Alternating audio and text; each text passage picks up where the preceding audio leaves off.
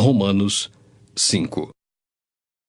Justificados, pois, mediante a fé, temos paz com Deus por meio de nosso Senhor Jesus Cristo, por intermédio de quem obtivemos igualmente acesso pela fé a esta graça na qual estamos firmes, e gloriamo-nos na esperança da glória de Deus. E não somente isto, mas também nos gloriamos nas próprias tribulações, sabendo que a tribulação produz perseverança, e a perseverança, experiência, e a experiência, esperança.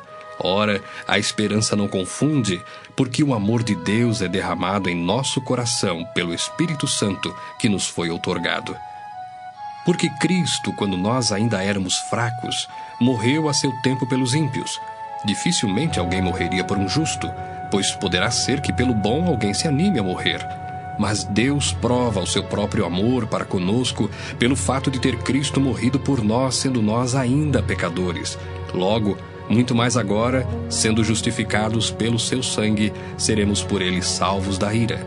Porque se nós, quando inimigos, fomos reconciliados com Deus mediante a morte do seu Filho, muito mais, estando já reconciliados, seremos salvos pela sua vida. E não apenas isto, mas também nos gloriamos em Deus por nosso Senhor Jesus Cristo, por intermédio de quem recebemos agora a reconciliação. Portanto, assim como por um só homem entrou o pecado no mundo, e pelo pecado a morte, assim também a morte passou a todos os homens, porque todos pecaram. Porque até ao regime da lei havia pecado no mundo, mas o pecado não é levado em conta quando não há lei.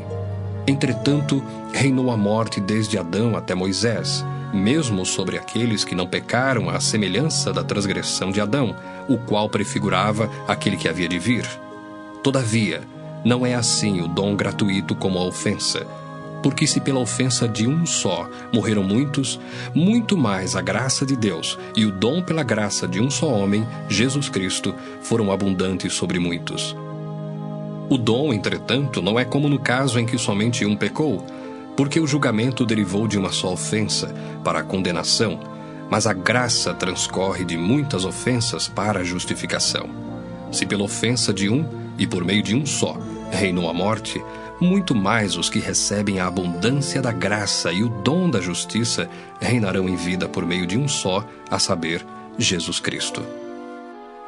Pois assim como por uma só ofensa veio o juízo sobre todos os homens para a condenação, assim também por um só ato de justiça veio a graça sobre todos os homens para a justificação que dá vida.